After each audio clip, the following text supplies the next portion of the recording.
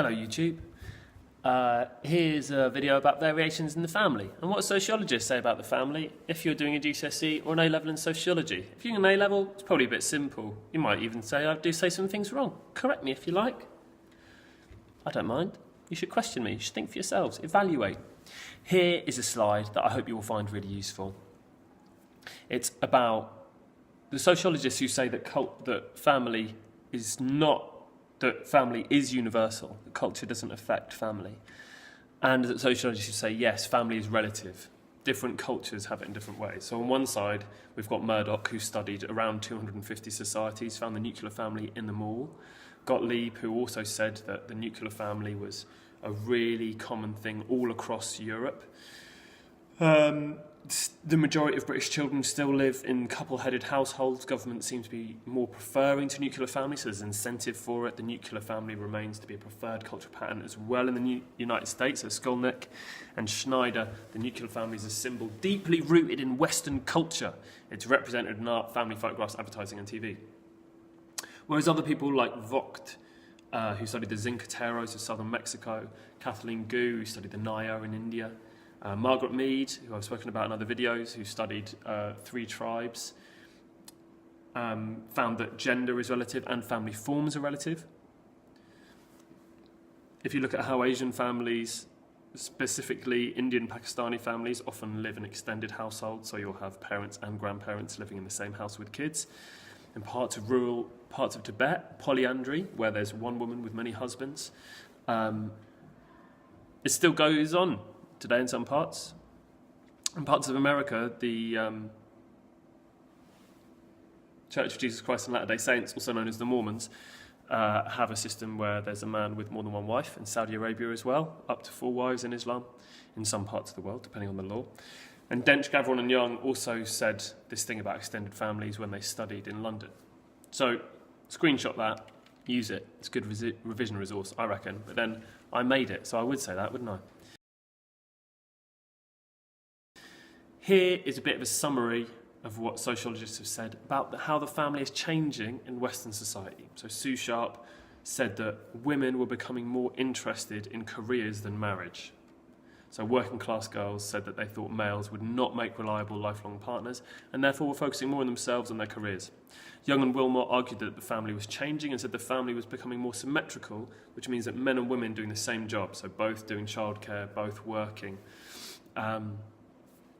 But Anne Oakley stood strong like an oak against that statement, that's how I remember it, and said that they were wrong, that actually mothers were still doing much more childcare and housework than men, even if they both worked. And Edgell backed this up when he found that men were still making important financial decisions within the family, and which meant, he said, that men still have most of the power.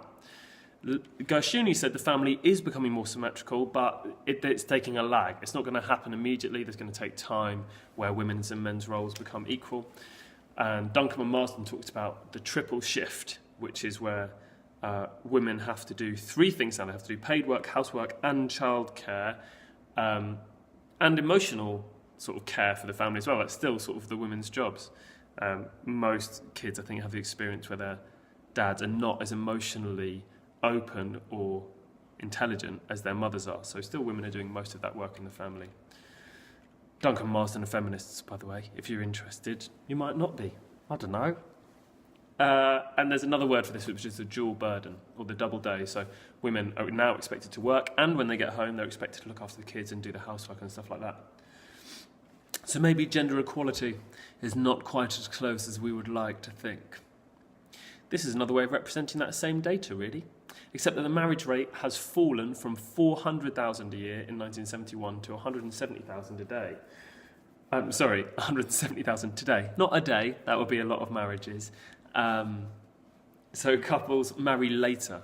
So they used to marry much younger, around 20, 21, whereas now it's not 29, 31.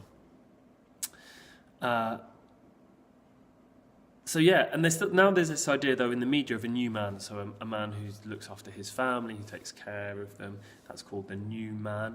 And the nuclear family is still seen as a norm in society if you look at advertising and stuff like that. And most adults, though, still want to be married. 95% of males and females say they want to be married by the age of 55. So it's still an important cultural norm in Western society.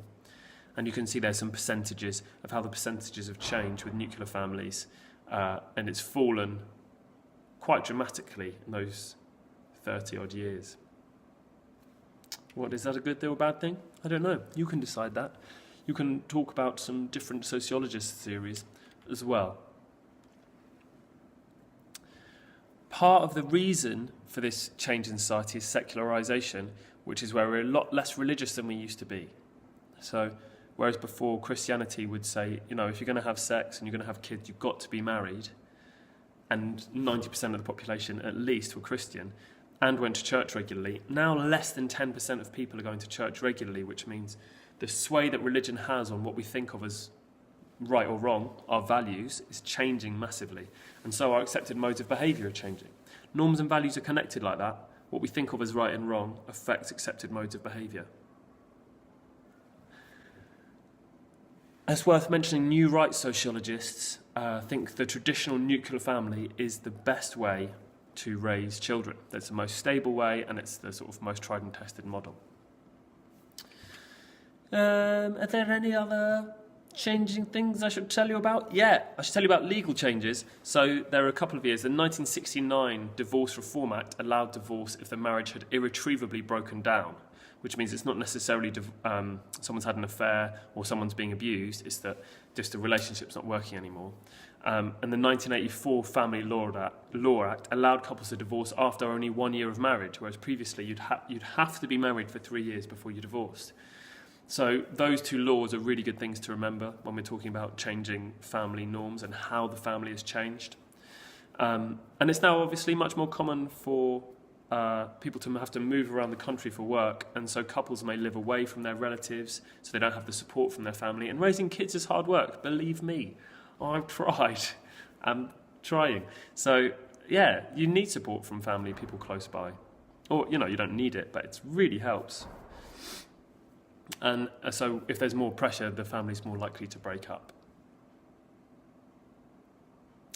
I think that's nearly everything, except to say that we have changing expectations in Western culture.